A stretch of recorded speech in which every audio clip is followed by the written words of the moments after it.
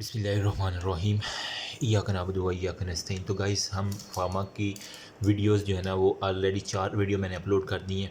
Thank you so much जिसने भी देखे उसका काफ़ी अच्छा रिस्पॉन्स आया कि इजी नोट्स हैं। मेरे ख्याल में जिस एक को समझ लग गई है ना वो उसको लिए हेल्पफुल होगी इंशाल्लाह। देखो ये मैंने सारी ऑलरेडी अपलोड कर दी हैं, सही है। और इसका इसीलिए मैंने नाम ही रखा था फार्मा और फिंगर टिप्स। अभी जो है ना वो मैं शॉर्ट्स एंड नोट्स में डिस्कस कर रहा हूँ कि पर एंट्रल जो होते हैं ना उसके मेरिट्स और डीमेरिट्स, उसके बाद मिसलेनियस रूट्स जो भी है ना, हम रूट्स अब ड्रग एडमिनिस्ट्रेशन में पहले बता दूँ डिस्कस कर रहे थे। ये चार्ट आपको फिंगर टिप्स पे आना चाहिए, उसके बाद इसके मेरिट्स और डीमेरिट्स तो आप खुद भी लिख सकते हैं, मतलब थोड़ा सा आप जहन को लड़ाएंगे, ठीक है। अब जो है ना यहाँ पे मैं बता देता हूँ पारेंट्रल के अंदर थोड़ा सा administration of drug bye injection जो भी होती है ना उसे हम कहते हैं पारेंट्रल। एक मिनट, मतलब मैं यहाँ लिख दूँ ना कि अगर एडमिनिस्ट्रेशन हम करेंगे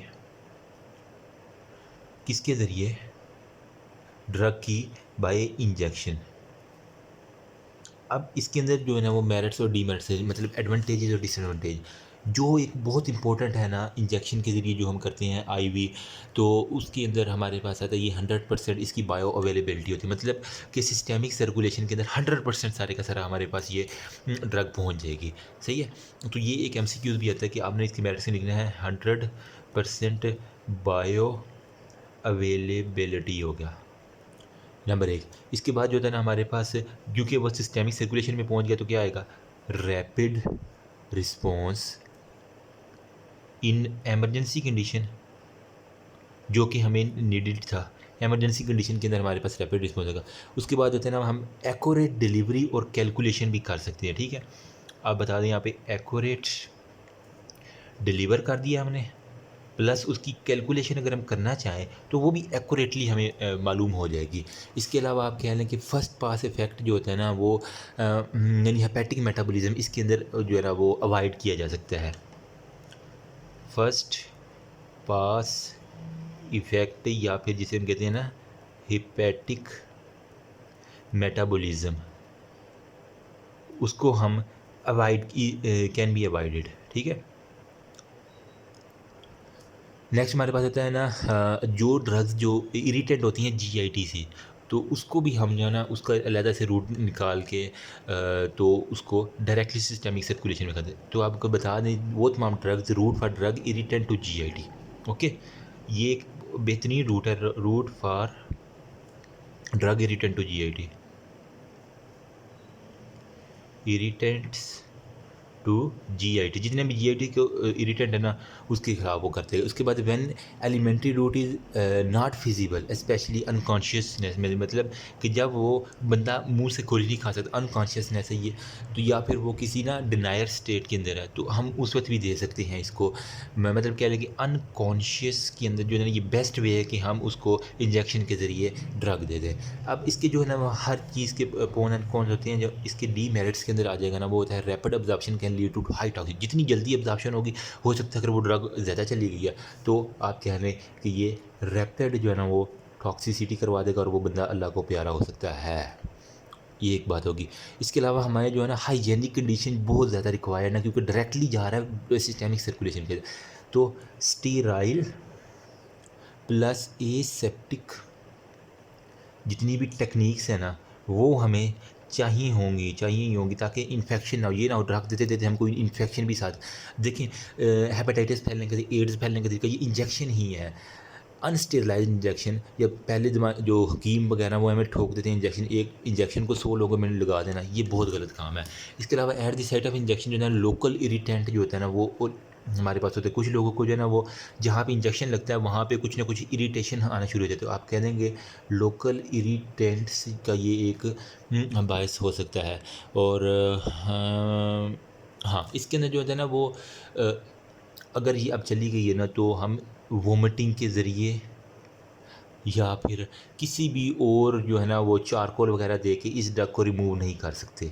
सॉरी फॉर दैट। अगर आप एक दफ़ा सिस्टेमिक सर्कुलेशन में चली गई है तो अब आपको एलिमिनेट किडनी के ज़रिए करवानी पड़ेगी या दूसरे रूट के ज़रिए। आप ये नहीं है कि आपने मुंह से ड्रग खाई है तो वो कह करके सारी ड्रग बाहर नहीं, आप हरगिज़ नहीं ये निकाल सकते। तो ये इसके कुछ जो है ना वो डीमेरिट्स हैं पैरेंटल, मतलब जो हम इंजेक्शन के ज़रिए देते हैं। नेक्स्ट हमारे पास आ जाता है, ओ माय गॉड ये तो वो निकल ही गए हैं मर के, नो प्रॉब्लम। नेक्स्ट हमारे पास आता है मिसलेनियस, जो जितने भी रूट है ना, उसके अंदर मोस्ट इंपॉर्टेंट है इन्हेलेशन। इन्हेलेशन में क्या होंगे, कौन सी इन्वॉल्व है, डायरेक्टली ऐसी ड्रग जो हम रिस्पायरेटरी ट्रैक के ज़रिए जो है ना देते हैं। आप कह लेंगे drug administrated directly into the respiratory track, into respiratory track. Respiratory track के अंदर जो ड्रग डायरेक्टली एडमिनिस्ट्रेट कर दी जाए ना, उसे हम कहते हैं इन्हेलेशन। अब इसके भी कुछ मेरिट्स और डीमेरिट्स होंगे। अच्छा, जिस तरह के हमारे पास होती है ना गैसेस हो गया,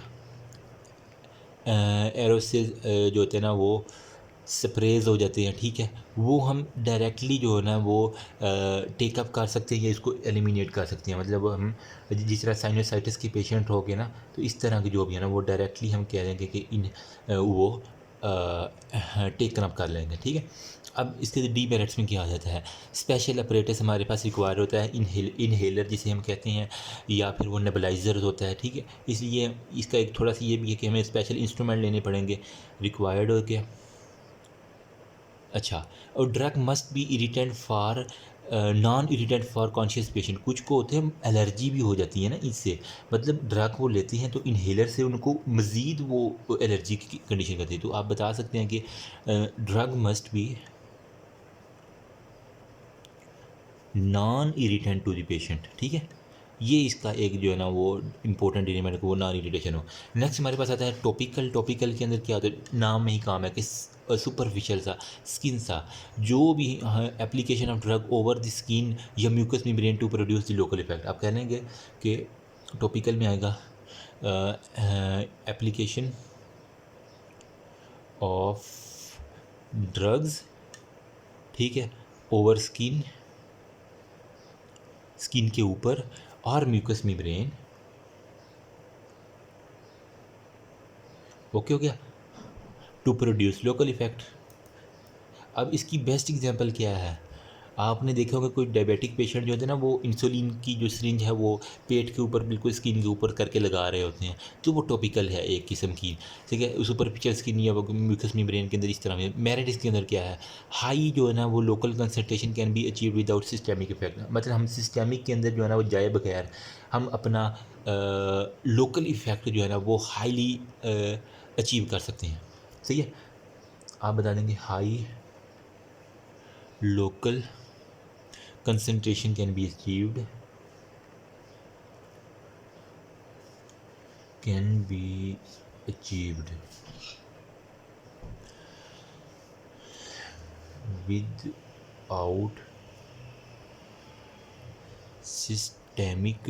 without systemic effect, सही है क्या। इसके अंदर सिस्टेमिक इफेक्ट का कोई रोल अप्लाई नहीं है। नेक्स्ट हमारे पास आ जाता है कि और कि इसके डीमेरिट्स पे क्या आएगा, absorption can occur specially when there is tissue destruction हो गया। अगर तो कोई टिश्यू डिस्ट्रक्शन है ना, मतलब कि उसने टॉपिकली लगा लिया लेकिन उसको कोई ज़ख़म वगैरह है, तो टिश्यू डिस्ट्रक्शन के अंदर ये इतनी ज़्यादा हेल्पफुल नहीं होगी टॉपिकल वाली। मतलब in case of tissue destruction जो है ना वो आप अगर टॉपिकल लगाएंगे ना तो वो सिस्टेमिक सर्कुलेशन के अंदर चली जाएगी, तो वहाँ पे जाके सिस्टेमिक सर्कुलेशन के अंदर जाके वो अपने टॉक्सिक इफ़ेक्ट जो है ना वो शो करना शुरू कर देगी। तो ये इसका एक डीमेरिट है जो आपको आना चाहिए। नेक्स्ट हमारे पास आ जाता है ड्रग एब्जॉर्प्शन। ड्रग एब्जॉर्प्शन क्या है, बेसिकली हमने अब जो ड्रग ली है उसको ऑब्जॉर्ब भी तो करना है। Passage of drug from its site of administration to the blood stream, सही है।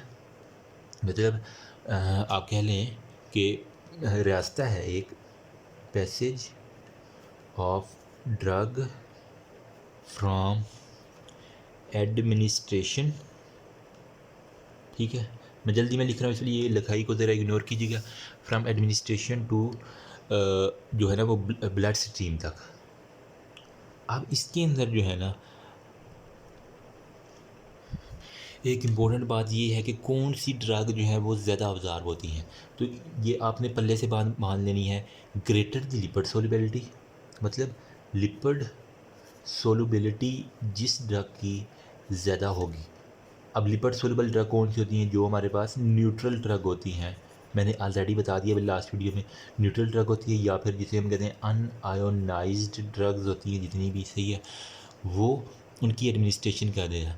तो greater will be the drug absorption, तो ड्रग एब्जॉर्प्शन जो होता है ना वो भी ग्रेटर होगी। बस ये एक बात आपने पल्ले से बांधनी, ये सारे के सारे ड्रग एब्जॉर्प्शन होंगे। अब एसिड, पहले में मैंने बता दिया कि जो भी एसिडिक ड्रग्स होती हैं ना, ठीक है, ओ माय गॉड इसे क्या मार्कर को हो गया है यार, शिट। ओके, जितनी भी एसिडिक जो होती है ना वो ड्रग्स, सही है, वो किसके अंदर अब्ज़ॉर्ब होती हैं, एसिडिक मीडियम के अंदर। उन्हें एसिडिक मीडियम चाहिए, जिस तरह के स्टोमिक हो गया, मैदे के अंदर। बेसिक ड्रग जो होती है ना उनको क्या चाहिए, मैक्सिमम एब्जॉर्प्शन के लिए बेसिक मीडियम चाहिए। समझ रही है मेरी बात? ऑलरेडी जिसने प्रीवियस वीडियो देखी उसके लिए बिल्कुल इजी है ये। जिस तरह के हमारे पास स्मॉल इंटेस्टाइन हो गया, ठीक है, वहाँ से गाल ब्लैडर की सिक्रीशन आ रही है तो वो स्मॉल इंटेस्टाइन वगैरह सारे का सारा आ जाएगा।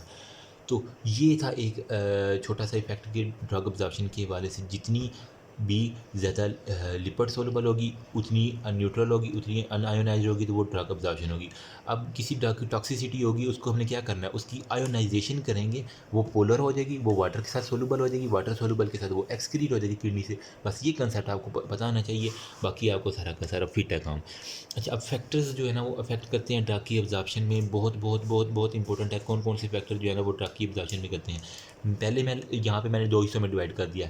एक होते हैं ड्रग रिलेटेड फैक्टर, सही है, एक होते हैं पेशेंट रिलेटेड, मतलब पेशेंट की वजह से जो जो ड्रग की एब्जॉर्प्शन में हमें डिफ़िकल्टीज महसूस है। ड्रग जो हमारे पास सबसे पहले आता है ना ड्रग रिलेटेड फैक्टर, उसके अंदर lipid solubility, lipid solubility, water solubility,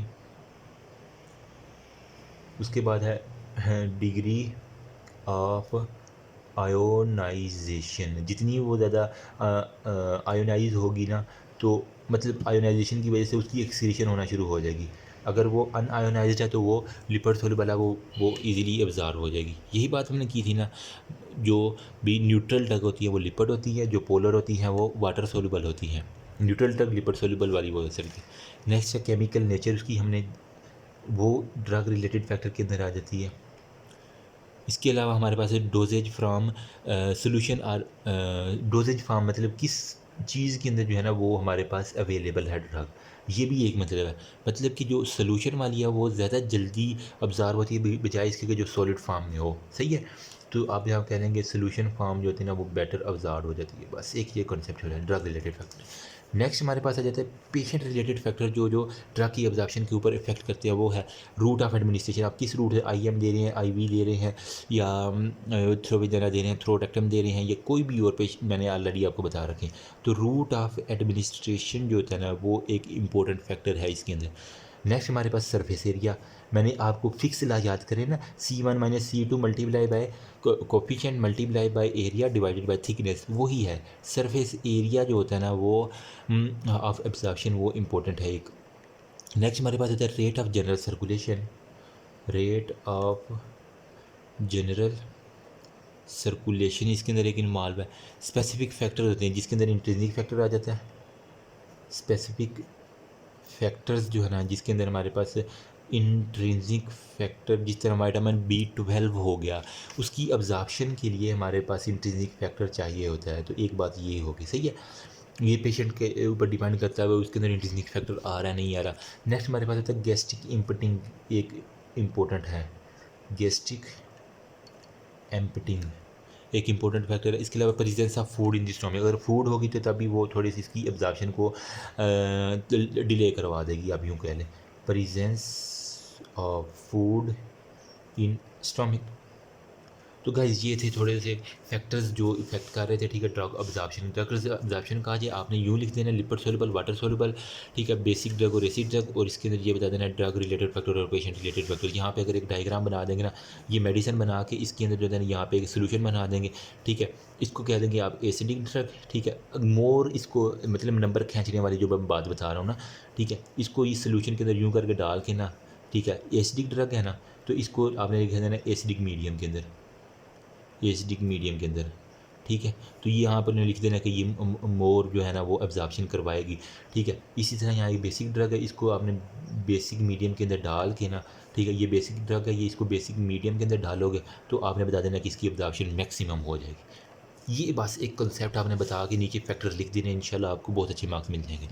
next जो है ना वो वीडियो काफ़ी लंबी होगी, अभी मैं नेक्स्ट बायो अवेलेबिलिटी के ऊपर अगली वीडियो में आ जाए, ठीक है। होप सो यहाँ तक अगर किसी को भी कोई भी मसला है ना वो कमेंट सेक्शन के अंदर पूछ सकता है। अगर मुझसे कोई गलती हुई है तो आप मुझे कमेंट सेक्शन में बता सकते हैं कि सर ये ऐसे यहाँ से ऐसे नहीं है तो ऐसे है। I will try my best और अप्रिशिएट करूँगा। थैंक यू सो मच, अल्लाह हाफिज़। और प्लीज़ अपने दोस्तों के साथ ज़रूर अपनी नॉलेज को शेयर कीजिएगा ताकि उनकी भी मदद हो सके। Thank you.